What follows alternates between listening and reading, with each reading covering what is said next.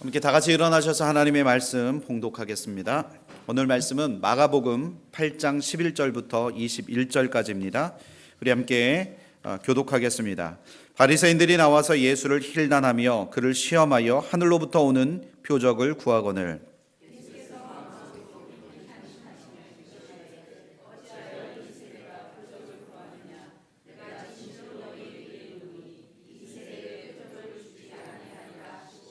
그들을 떠나 다시 배에 올라 건너편으로 가시니라.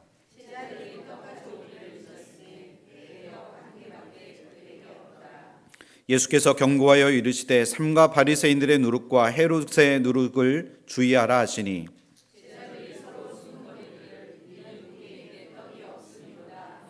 예수께서 하시고 이르시되 너희가 어찌 떡이 없으므로 수군거리느냐 아직도 알지 못하며 깨닫지 못하느냐 너희 마음이 둔하냐.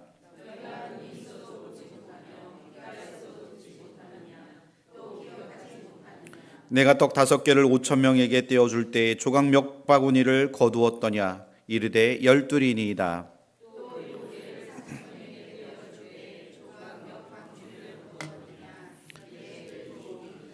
우리 다 같이 이르시되 아직도 깨닫지 못하느냐 하시니라. 아멘. 네, 오늘 말씀의 제목은 아직도 깨닫지 못하느냐입니다. 오늘 말씀은 예수님과 바리새인들의 짧은 논쟁으로 시작이 됩니다. 예수님은 3년간의 그 공생의 기간 내내 예수님의 흠을 잡기 위해서 혈안이 되어 있는 사람들에게 공생의 기간 동안 내내 둘러싸여 있었습니다. 그 사람들을 가만 살펴보면 그들은 누구였냐? 성경을 잘 알고 있는 바리새인들이었다는 겁니다. 늘 그래왔듯이 오늘 말씀에도 보면 바리새인들이 예수님의 약점을 잡기 위해서 그리고 예수님을 시험하기 위해서 오늘도 질문합니다. 그런 예수님께서 오늘 어떻게 반응하시냐? 바로 책망하신다는 겁니다. 책망. 예수님께서 제자를 책망하실 때 2가지 기적을 언급하고 계시는데요. 바로 마가복음 6장에서 5,000명을 먹이셨던 이 오병이의 기적과 그리고 오늘 우리가 대하고 있는 이 마가복음 8장에서 4,000명을 먹이셨던 7병여의 기적입니다. 예수님은 제자들이 무엇을 깨닫기를 원하시기에 이 2가지 기적을 특별히 오늘 말씀을 통해서 제자들에게 하고 계시는 것일까? 오늘 말씀 8장 21절에 보시면 이르시되 아직도 깨닫지 못하느냐 주님께서 그렇게 제자들을 책망하시고 계십니다. 이 말씀은 제자들이 기적을 통해서 주님의 말씀을 깨닫기를 기대하는 마음을 가지고 계셨다는 것을 오늘 이 말씀을 통해서 우리는 알 수 있다는 겁니다. 오늘 예수님께서 책망하신 이 이야기를 함께 나누고자 하는데 여러분 책망이라는 단어는 그렇게 좋은 건 아니잖아요. 근데 주일 예배에 딱 나왔는데 오늘 주님께서 나에게 책망을 하고 그 책망을 우리가 듣고 간다면 우리는 결코 마음이 그리 편하지는 않을 거라고 생각합니다. 그러나 부모가 사랑하는 자녀에게 그 자녀의 잘못을 책망하는 것이 때로는 그 자녀의 삶에 얼마나 큰 축복이고 그리고 그를 지도하는 것에 굉장히 큰 유익이 되어진다라는 것을 생각하시고 말씀을 대했으면 좋겠습니다. 우리를 끝까지 사랑하시는 주님의 그 책망을 깨닫게 된다면 우리는 하나님의 놀라운 그 복을 우리가 누리며 살아가게 될 줄 믿습니다. 주님께서 바리새인과 제자들을 책망하시는 이 책망을 통해서 우리의 삶을 그 진실하게 돌아보고 내 삶을 돌아보고 나에게 하나님께서 하시는 그 말씀이 무엇인지 하나님의 음성을 듣는 복된 시간이 되기를 축원합니다. 첫 번째는 하늘로부터 오는 표적보다 더 중요한 것, 이것은 뭐라고요? 예수를 바로 아는 것이다. 아멘이십니까? 네. 예수를 바로 아는 것, 이것이 너무나 중요하다는 겁니다. 우리 인생 가운데 예수 그리스도가 누구신지 이것이 너무나 중요하다는 겁니다. 오늘 말씀 11절에 보시면 바리새인들이 나와서 예수를 힐난하며 그를 시험하여 하늘로부터 오는 표적을 구했다라고 성경은 말하고 있습니다. 오늘 이 11절에 바리새인들이 힐난하며 무엇을 했다고요? 예수를 시험하였다. 여기서 힐난이란 이 말은 트집을 잡고 따지고 드는 것, 이것이 힐난이라는 단어의 뜻입니다. 바리새인들이 예수님의 어떤 행동에 관하여 지금 트집을 잡고 있습니까? 지금 마가복음 이에서 보면 예수님께서 보이신 기적의 수가 무려 16개가 마가복음에 나와 있고, 이 16개의 기적의 이야기가 마가복음 메시지의 중심을 이루고 있습니다. 그만큼 예수님께서 보여주신 기적이 이 성경 속에 많이 기록되어져 있다는 겁니다. 예수님의 대부분의 그 기적들은 맹인, 앞을 보지 못하는 맹인을 치유하셨고, 말을 하지 못하는 이 벙어리의 치유와 같이 한 사람의 아픈 자들을 주님께서 치유해 주시는 그 사건들, 그리고 풍랑을 잠잠케 하시는 그 기적과 같이 예수님께서 제자들에게만 보이신 그 기적들이 이렇게 다 있다는 겁니다. 물론 이 기적들을 통해서 점점 예수님이 기적을 능력을 행하시는 분이다 라는 이 소문이 점점 퍼져가면서 사람들이 어떻게 했냐? 지금 예수님께 몰려들고 있다는 겁니다. 이 오병이어와 칠병이어와 같은 기적들이 이 개인에게 나타내는 그 기적과 다른 큰 차이점이 무엇이냐면, 이 기적은 한두 명이나 예수님의 제자들만 경험한 기적이 아니라 이 오병이어와 칠병의 기적은 몇천 명이나 되는 사람들이 다 똑같이 그 기적의 현장을 목도하고 바라보고 그 기적의 현장을 경험하였다는 거예요. 그만큼 이 두 기적은 바리새인들이 그냥 전혀 묵과할 수 없는 예수님의 엄청난 신적 그 파워, 신적 능력을 보여주신 사건이라는 겁니다. 역시나 이 두 기적의 사건은 굉장히 파급 효과가 엄청나게 컸다는 겁니다. 이 기적 후에 사람들은 어떻게 했냐? 폭발적인 예수님께 대한 반응이 폭발적으로 일어나기 시작했습니다. 그래서 예수님을 어떻게 했냐? 억지로 왕으로 삼으려고 했습니다. 이로 인해서 예수님은 사람들을 피해서 산으로 피해 가셔야 했고, 그리고 예수님이 그 마을에 오신다는 말만 들으면 사람들이 먼저 그곳에 찾아가서 예수님을 기다릴 정도였다는 거예요. 그렇다면 사람들의 이 열광적인 이 반응들을 바라보는 이 바리새인들의 마음은 어떠했을까? 오늘 말씀은 예수님께서 7개의 떡으로 많은 사람들을 먹이셨던 칠병이어의 기적 이후에 있었던 사건을 오늘 보여주고 있습니다. 바리새인들은 떡 7개의 기적의 사건을 가지고 예수님께 어떻게 했냐? 트집을 잡기 시작했습니다. 정확하게 말씀을 드리면 그들은 트집을, 예수님에 대한 이 기적의 이 일들을 통해서 트집을 잡아야 했다는 거예요. 트집. 어떤 먼지 털어서 안 나올 게 어디 있겠어요. 근데 이 기적을 보고 이 바리새인들은 예수님을 트집을 잡으려고 혈안이 되어 있었다는 겁니다. 이미 수천 명이 경험한 이 엄청난 예수님께서 보여주신 이 표적 앞에서도 바리새인들은 여전히 하나님이 보내신 메시아라는 이 증거로 하늘로부터 오는 더 큰 표적을 보여달라고 지금 예수님께 요구하고 있다는 겁니다. 예수님은 이미 인간이 할 수 없는 많은 그 기적들을 통해서 하나님이 예수님과 함께하고 계심을 그들에게 보여주셨습니다. 심지어 수천 명이 함께 그 기적을 경험하였습니다.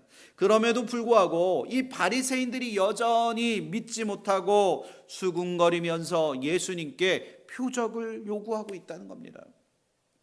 이들에게 진짜 필요한 것, 이것은 예수님께서 그들에게 보여주시는 그 표적이 아니라 이들의 심중에, 이들의 마음 안에 있는 그 마음의 원뜻은 뭐냐면 예수님이 가짜라는 증거가 필요했다는 거예요. 표적이 아니라 가짜라는 증거를 찾기 위함이었다는 겁니다. 바리새인들은 진리를 듣고 싶어 하지 않았습니다. 그들은 그들이 믿고 싶은 것, 그들이 보고 싶은 것만 보기를 원했다는 거예요. 여러분, 우리도 내가 예수님께서 보여주신 그 말씀은 듣지 않고 내가 보고 싶은 것, 내가 듣고 싶은 것만 들으려고 우리도 그런 모습이 있지 않습니까? 바리새인들이 지금 그랬다는 겁니다. 이 모습이 뭐냐면 마치 선입견이나 편견이 우리의 신앙생활을 방해하는 것과 마찬가지라는 겁니다. 선입견은 상대방에 대한 그릇된 인식과 타당성이 결여된 그 상태에서 자꾸 그 판단, 이러이러할 것이다 라는 이 판단 등의 원인이 되는 그 지식, 그리고 이해의 틀을 말하는 것이라는 거예요. 그래서 이게 선입견과 편견이 자꾸 우리 안에 생겨나게 된다는 겁니다. 그래서 신앙생활에서는 선입견은 우리가 이미 가지고 있는 그 생각과 경험을 기준으로 어떻게 하냐? 하나님을 이해하려고 한다는 거예요. 하나님이 우리에게 임하셨으면 그 하나님을 우리가 받아들이면 되는데, 내 생각 속에, 내 사고 속에 하나님을 내 사고 속에 집어 넣으려고 한다는 겁니다. 마치 냉장고 속에 그 큰 쿠키를 집어 넣으려고 하는 것과 마찬가지라는 거예요.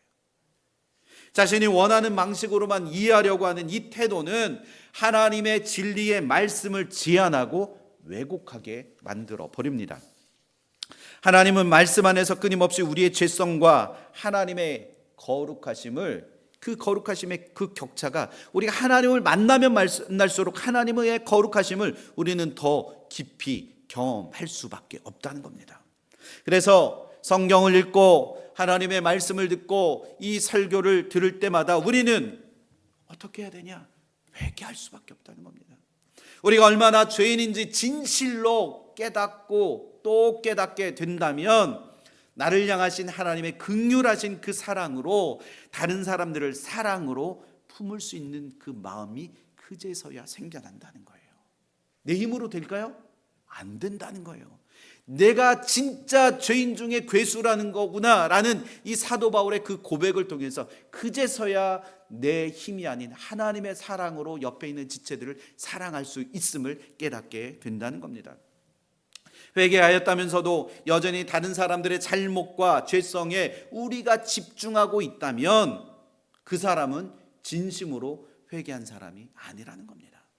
이 신앙 공동체 안에서도 이 우리가 가지고 있는 이 선입견은 다른 성도를 정죄하거나 차별하는 그 원인이 될 수 있다는 겁니다. 나는 옳고 다른 사람들은 다 잘못됐다는 그 생각은 결국은 하나님과의 그 사랑과 대치되는 그 행동으로, 그 상황으로 우리를 자꾸 몰고 갈 수 있다는 거예요. 그래서 우리의 가진 선입견과 편견에서 우리가 벗어나야 합니다.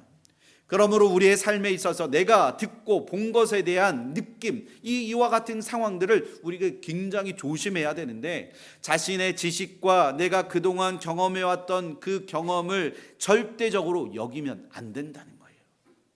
그 한 번 신념이 굳어져 버리면 여기에서 우리가 벗어나기 어렵잖아요. 저도 쉽지 않습니다. 저도 대화하다 보면 저도 모르게 제가 가지고 있는 그 신념을 너무나 굳게 믿고 제 생각이 맞고 다른 사람이 틀리다라는 그 생각 속에 저도 갇혀 버릴 때가 한두 번이 아닙니다. 그래서 자신이 가지고 있는 내가 그동안 경험해 왔던 그 경험을 절대적으로 여기면 안 된다는 거예요. 우리의 기준이 무엇이 되어야 되냐? 하나님의 말씀, 하나님의 은혜로 그 모든 그 기준을 우리가 삼아야 할 줄 믿습니다. 이것들이 선입견과 편견을 만들어내기 때문에 나는 죽고 예수의 은혜로 살아가는 그 은혜가 우리 가운데 있어야 할 줄 믿습니다. 그래서 선입견과 이 편견을 버리지 않으면 우리는 하나님의 말씀 앞에서 오히려 교만한 자가 될 수 있다는 겁니다. 하나님이 싫어하는 것 교만한 자잖아요. 그 교만을 버리는 것, 이 선입견과 편견을 버리는 것에서부터 시작되어진다는 겁니다. 마치 주님이 아무리 표적을 보여도 하늘로부터 오는 그 표적을 구하는 바리새인들과 같이 행하는 그런 잘못된 모습들을 우리의 삶 속에서 벗어놓아야 한다는 겁니다. 끊어내야 한다는 겁니다. 교만한 마음으로 예수님께 표적을 구하는 사람들에게는 예수님께서 하시는 말씀을 우리가 들어야 합니다. 오늘 말씀 12절에 보시면 예수께서 마음속으로 깊이 탄식하며 이르시되 어찌하여 이 세대가 표적을 구하느냐. 내가 진실로 너희에게 이르노니 이 세대에 표적을 주지 아니하리라 라고 주님께서 분명하게 말씀하십니다. 그런데 이 말씀이 무슨 말이지? 라고 우리가 생각할 수 있는데 이 마태복음 16장에는 예수님의 의도가 더 분명하게 정확하게 표현되어 있는데요. 우리 마태복음 16장 2절에서 4절까지 우리 한번 읽어보실까요? 시작.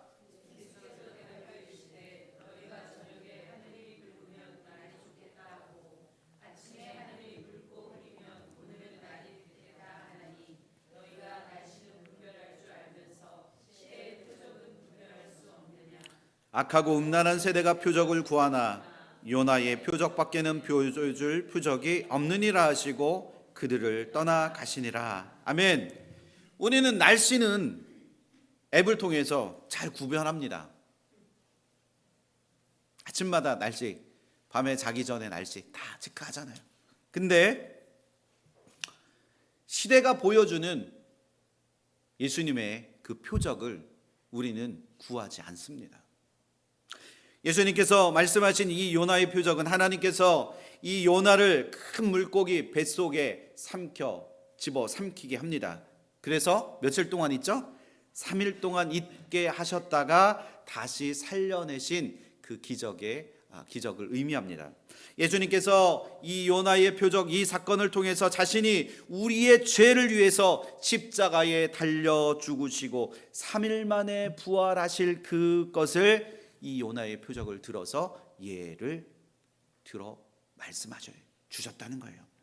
예수님께서는 믿지 않는 자들에게 이 표적을 통해서 죽음을 이기시고 부활하심으로써 우리를 죄에서 구원하셨음을 선포하셨다는 겁니다. 따라서 부활의 주님을 우리가 온전히 알고 믿음으로 고백하는 자에게는 매일매일의 우리의 삶 속에서 하나님을 깊이 경험하게 될 줄 믿습니다. 이러한 놀라운 은혜를 누리며 살아가는 저와 여러분들 되시기를 예수 그리스도의 이름으로 축원합니다.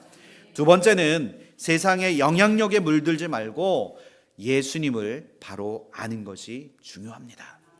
아멘이십니까? 예수님을 메시아로 인정하고 그리고 받아들이기를 거부하는 이 바리새인들을 뒤로하고 예수님은 제자들과 이제 함께 배에 오르십니다. 그리고 예수님은 제자들에게 말씀하십니다. 15절에 예수께서 경고하여 이르시되 삼가 바리새인들의 누룩과 헤롯의 누룩을 주의하라 말씀하십니다. 이 누룩, 예수님께서 말씀하신 이 누룩은 가루 반죽을 부풀게 하는 효소입니다. 발효 요소입니다. 너무나 잘 아시죠? 구약에서는 유월절과 이 무교절 기간 동안에 누룩을 넣지 않은 이 무교병, 그러니까 부풀지 않은 이 무교병을 먹도록 그렇게 말씀했습니다. 이는 이스라엘 백성들이 애굽을 떠날 때에 빵이 발효가 되기도 전에 기다릴 시간이 없었다는 거예요. 그래서 발효되지 못한 이 반죽 담은 그릇을 옷에다 둘둘둘둘 싸서 어깨에 메고 그리고 서둘러서 애굽을 빠져나온 것을 가르쳐 주시기 위함입니다. 하나님께 드리는 이 화자에는 꿀과 함께 누룩이 드려지는 것을 금지하였습니다. 그래서 오직 누룩 없이 그냥 빚어진 이 떡만 그들이 먹는 것이 허용되어졌다는 거예요. 그리고 또한 신약에서 누룩은 바리새인들 그리고 헤롯 당파를 경계하는 비유로 사용되어졌는데요. 예수님께서는 바리새인들의 이 외식과 외양에만 관심을 두는 이것을 헤롯의 사악함을 누룩에 빗대어서 말씀해 주셨습니다. 물론 예수님은 누룩을 어떻게 비유하셨냐, 또 천국에 빗대어 말씀하시기도 하셨습니다. 그래서 이 천국을 뭐라고 말씀하냐, 여자가 가루 서말 속에 갖다 넣어 전부를 부풀게 한 누룩이다라고 예수님께서 설명하십니다. 이 천국의 일이 이 누룩과 같이, 누룩이 발효될 때 우리가 그것을 눈으로 볼 수 있나요? 절대 볼 수 없다는 거예요. 이와 같이 누룩이 점점 발효되는 것처럼 이 천국의 일도 은밀히 진행되고 있음을 예수님께서 이 누룩을 통해서 설명해 주셨다는 겁니다. 그리고 오늘 본문에서 예수님은 하늘로부터 오는 이 표적을 구하는 바리새인들을 예를 들어서 경고하실 때 이 누룩을 말씀하십니다. 그런데 오늘 예수님이 말씀하신 이 누룩 자체에는 부정하다라는 그 의미가 내포되어 있지 않다는 겁니다. 누룩이라는 것이 가진 성질, 부정한 것이 아니라 이 누룩이 가진 그 성질의 의미를 통해서 바리새인들에게 책망하고 계시다는 거예요. 누룩이라는 것은 영향력이 퍼져나가는 성질이 있습니다. 처음에는 요만했던 게 그 성질이 퍼져나가는 성질이 있으면 이게 점점 어떻게 된다고요? 부풀어 오르잖아요. 커지잖아요. 이 퍼져나가는 모든 것에 그 영향력을 끼친다는 것, 이것을 예수님은 말씀해 주시고 계시다는 겁니다. 바리새인들의 누룩을 주의하라고 하신 말씀은 이 바리새인들로부터 퍼져나오는 잘못된 영향력에 너희는 물들지 말아야 한다. 주님은 이것을 분명하게 말씀하고 계시다는 겁니다. 그런데 예수님께서 이렇게 바리새인들의 누룩에 대해서 말씀하실 때 제자들은, 여러분 성경에 보면 무슨 생각을 하고 있었을까요? 여러분들은 지금 말씀을 들으시면서 무슨 생각을 하고 있습니까? 제자들에게 예수님께서 말씀하시는데도 불구하고 제자들은 떡을 생각하고 있었다는 거예요. 여러분들은 혹시 이 예배가 끝나면 맛있게 준비되어진 피자를 먹을 생각을 하고 계시진 않습니까? 여러분, 이 말을 쉽게 말씀드리면 제자들은 딴 생각하고 있다는 거예요. 여러분 혹시 지금 이렇게 말씀을 듣고 있는데 혹시 딴 생각하고 있지는 않습니까? 오늘 말씀 16절에 보면 제자들이 서로 수군거리기를 이는 우리에게 떡이 없음이로다 라고 그들이 이야기합니다. 16절 말씀에 보면 제자들은 예수님께서 떡이 없어서 이런 말씀을 하시는 건가 라고 생각하고 있었다는 것을 우리는 말씀을 통해서 유추해 볼 수 있습니다. 누룩이 가장 많이 쌓여지는 곳, 바로 떡을 만든 것에 쓰여집니다. 당연히 제자들도 그렇게 생각했을 것입니다.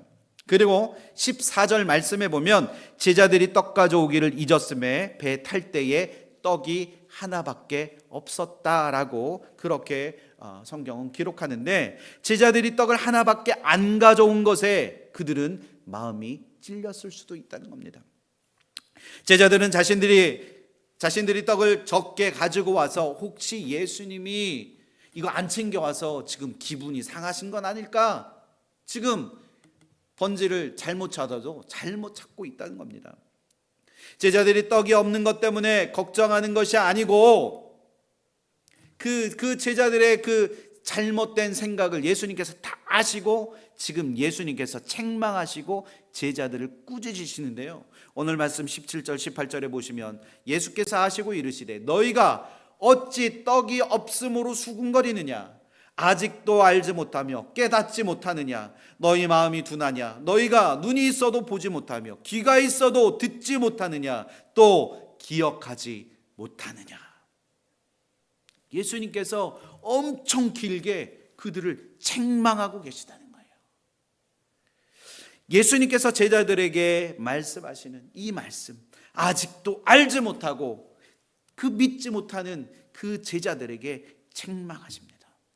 이 책망은 사람들을 먹인 이 기적을 너희에게 2번씩이나 보여줬는데도 불구하고 왜 그 기적의 의미를 너희가 알지 못하고 믿지 못하냐, 예수님께서 지금 저들을 책망하고 계시다는 겁니다. 여러분, 예수님이 친히 보여주신 이 기적의 의미, 이 의미를 보고 제자들이 그 보여주신 그 기적의 의미를 깨닫는 것이 그렇게 어려웠을까요? 내 눈앞에서 떡이 5병이어밖에 없었는데, 7병이어밖에 없었는데 먹고 남은 사람들이 5,000명이 되고 7,000명이 되는 놀라운 그 기적을 바로 앞에서 바라봤는데 그것을 예수님을 믿는 것이 그렇게 어려웠을까요? 예수님은 두 번의 그 기적을 행하시면서 기적의 의미를 친히 제자들에게 말씀해 주셨습니다. 오병이어의 기적 때는 예수님은 나는 생명의 떡이다 라고 분명하게 말씀해 주셨다는 겁니다.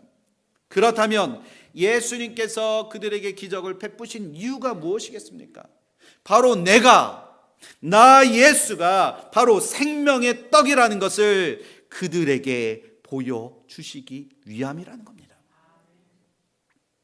예수님이 보여주신 이 기적을 통해서 예수님 당신이 우리의 육체의 삶을 채우시는 분일 뿐만 아니라 예수님은 우리의 구원자요 메시아라는 것을 그들에게 알게 해 주시기 원하셨다는 겁니다.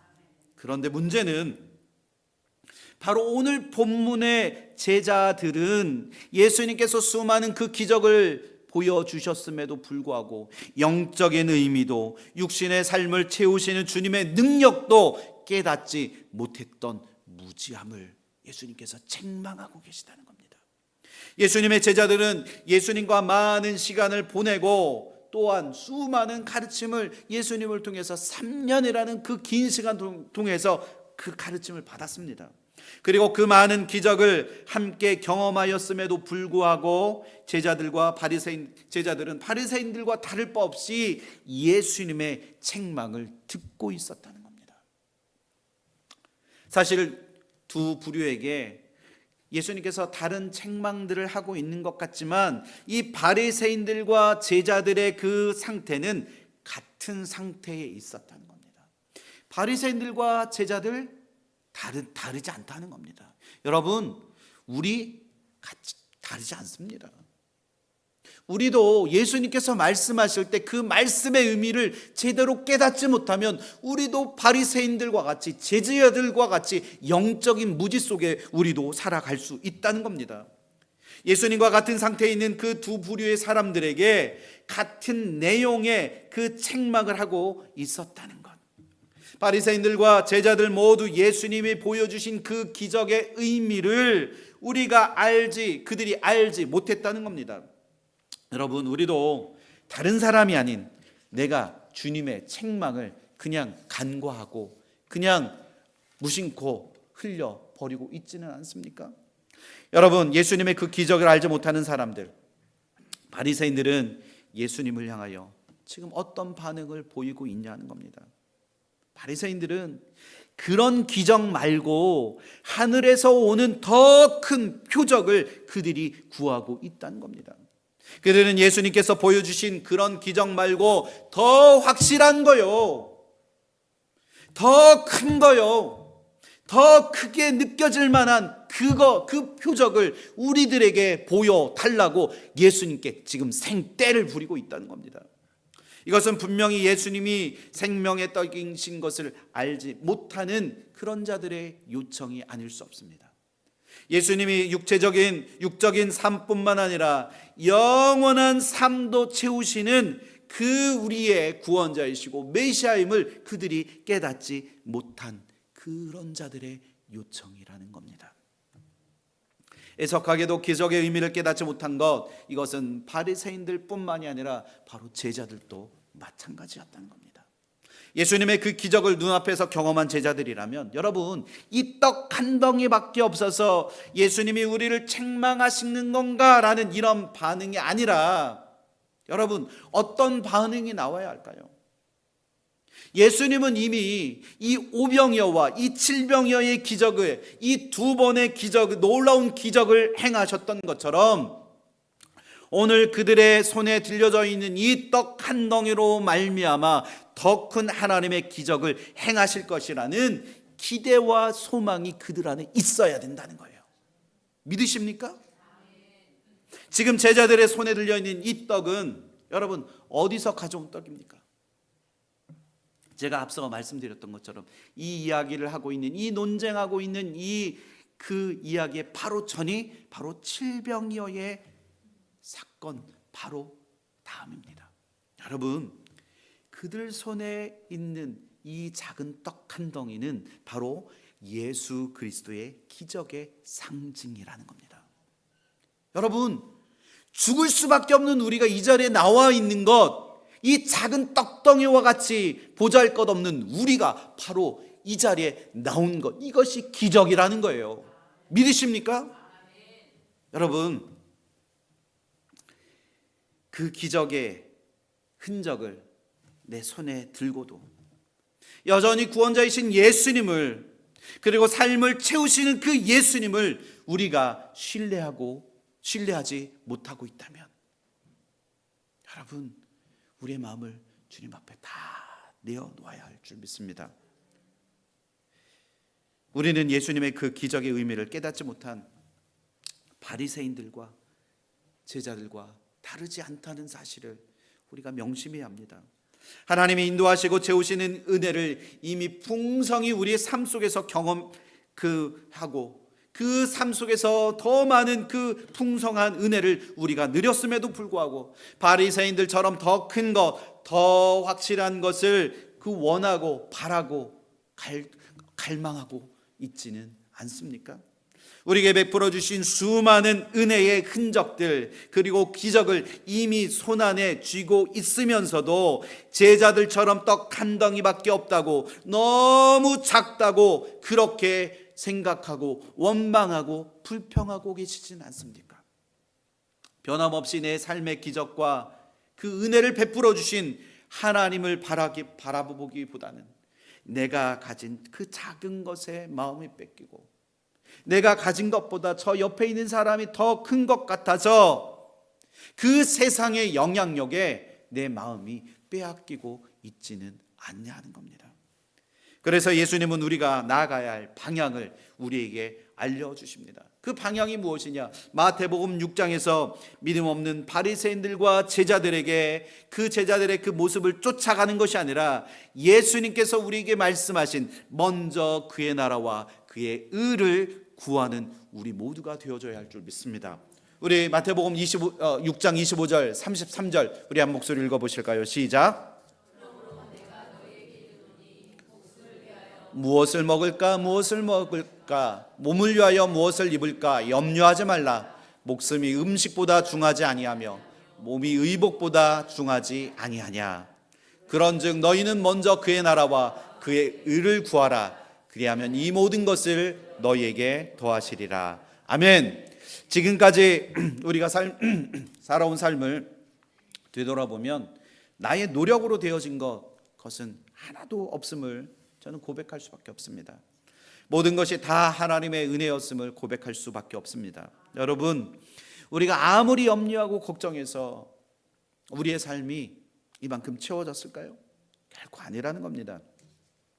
하나님께서 당신의 그 선하신 뜻을 우리에게 베풀어 주셨기 때문에 우리의 삶이 지금까지 은혜로 채워 주셨음을 인정할 수밖에 없다는 겁니다. 저희 누나가 이제 오늘 마지막 예배를 드리는데요, 지난 한 달 동안 저희 집에 크고 작은 일들이 계속 있었습니다. 물론 4명이 살던 곳에 2명이 더 와서 좀 더 이렇게 북적북적하고, 근데 갑자기 여기서 이게 고장나고 저기서 저게 고장나고, 제 능력으로 할 수 있을 것 같은데 하다 보면 머리에서 꼭지가 돌고, 머리에서 나는 할 수 없구나, 막 이런 저의 부족함이 막 드러나는 거예요. 그래서 때로는 저의 입에서, 제 마음에서 저도 모르게 원망과 불평, 아니 도대체 이게 왜 고장나는 거야? 멀쩡하던 게 이게 왜 고장나는 거야? 아니 물이 왜 여기서 뚝뚝 떨어지는 거야? 아니 왜 물바다가 되는 거야? 너무 많은 일들이 일어나니까 저도 모르게 제 안에서 하나님 앞에 감사하기보다는 제 안에서 저도 모르게 원망과 불편이 나왔다는 겁니다. 여러분, 우리가 원망하기 전에, 우리가 불평하기 전에 먼저 주님께서 우리에게 먼저 말씀하신 것처럼 너희는 먼저 그의 나라와 그의 의를 구하라. 그리하면 이 모든 것을 너희에게 더해 주실 것이다. 주님께서 우리에게 말씀해 주십니다. 오늘 아침에도 큐티의 말씀 속에서 요한복음을 통해서 우리에게 더해 주실 것이라는, 하나님께서 채워 주실 것이라는 그 말씀을 우리가 대한 줄 믿습니다.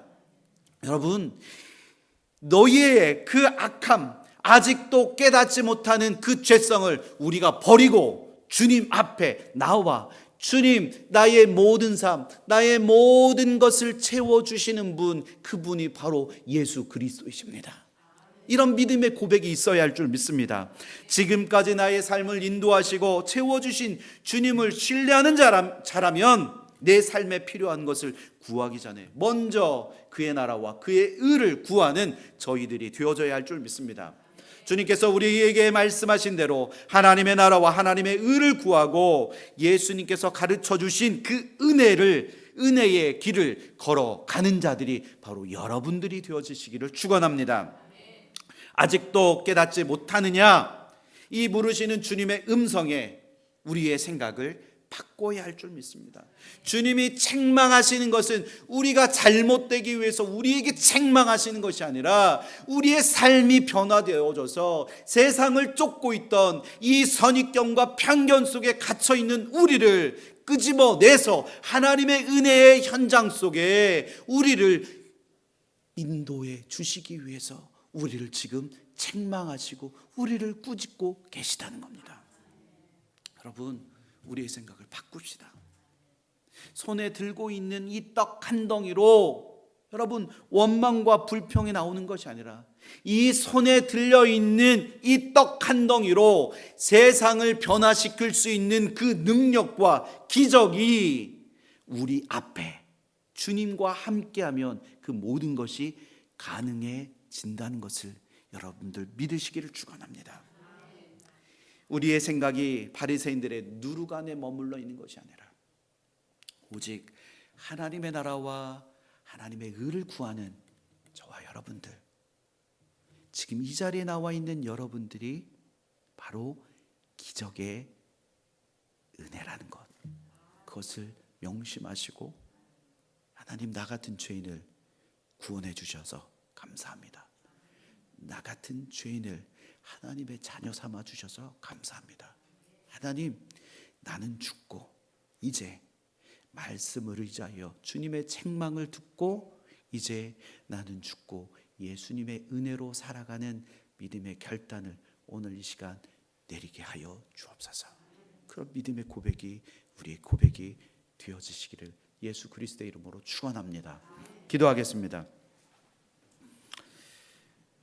우리가 먼저 하나님의 나라와 의를 구할 때 하나님께서 우리의 육신의 모든 필요한 것을 채워 주신다고 약속하여 주신 그 말씀을 기억합니다.